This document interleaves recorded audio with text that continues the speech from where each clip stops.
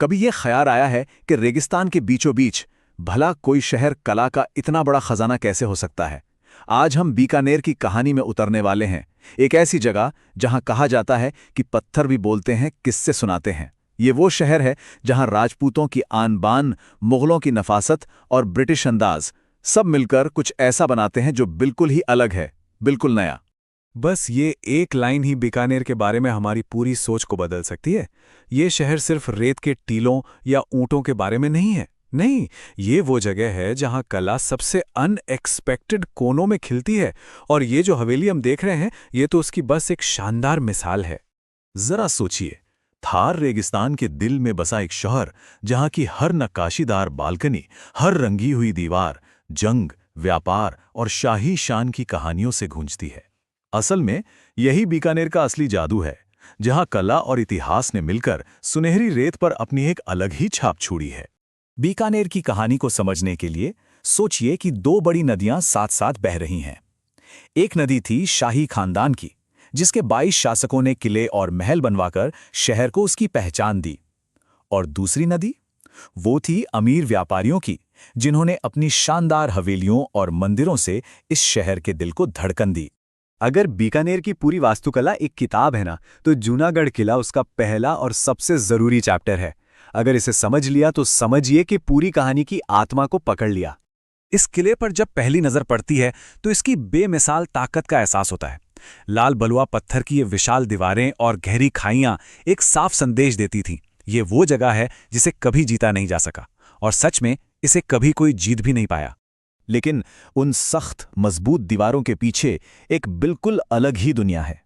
यहां आते ही ताकत की जगह नजाकत ले लेती है। खुले खुले आंगन जहां सूरज की रोशनी खेलती है, और हर कोने में इतनी नाजुक नक्काशी और खूबसूरत झरोखे हैं। ये शक्ति और कविता का एक जबरदस्त संगम है। और इस खूबसूरती का सबसे ऊंचा मुकाम है अनूप महल, जिसे शीश महल भी कहते हैं।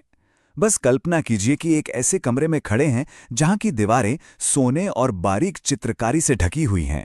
ये सिर्फ सजावट नहीं है, ये उस दौर के कारीगरों के अविश्वसनीय हुनर का एक ऐलान है। तो जूनागढ़ किले में हमने जो एक कमाल की खूबसूरती देखी, वो आई कहां से? चलिए अब बीकानेर की इस अनोखी स्टाइल को बनाने वाले अलग अलग आर्किटेक्चर के धागों को एक एक करके सुलझाते हैं। तो ये संगम काम कैसे करता है, इस टेबल से समझते हैं। देखिए, राजपूत स्टाइल से हमें क्या मिला?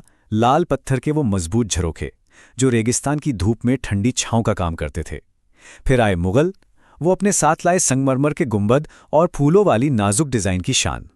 और फिर बाद में आए अंग्रेज, उन्होंने बिलियर्ड रूम जैसी चीजें और यूरोपीय लेआउट का एक फंक्शनल अंदाज इसमें जोड़ दिया।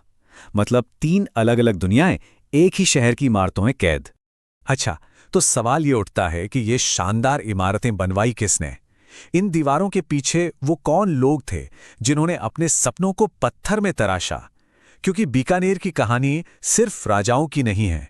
देखिए, बीकानेर की वास्तुकला 2 बहुत मजबूत खंभों पर खड़ी हैं। पहला खंभा था राजशाही का, जिन्होंने जूनागढ़ जैसे स्मारकों से शहर को एक पहचान दी। लेकिन दूसरा खंभा, जो उतना ही जरूरी था, वो था शहर के व्यापारियों का।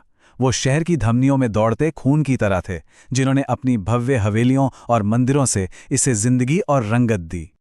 और यहां हम उन 2 दुनियाओं को आमने सामने देख सकते हैं। एक तरफ है शासकों की ताकत और विरासत का प्रतीक, ये शाही छतरियां, और दूसरी तरफ एक व्यापारी की हवेली जो दौलत और दुनिया भर से व्यापार की कहानी कहती है।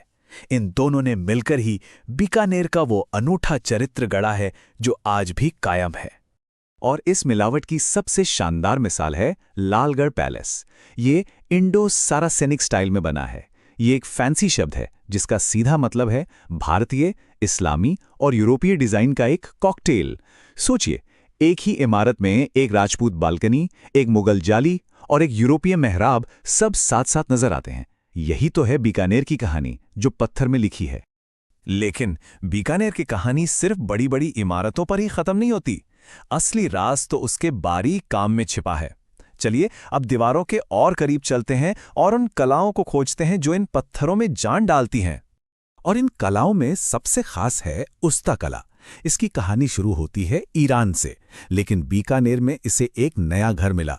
जरा सोचिए, कारीगर ऊंट की खाल पर असली सोने की पत्ती से कितने नाजुक डिजाइन बनाते होंगे।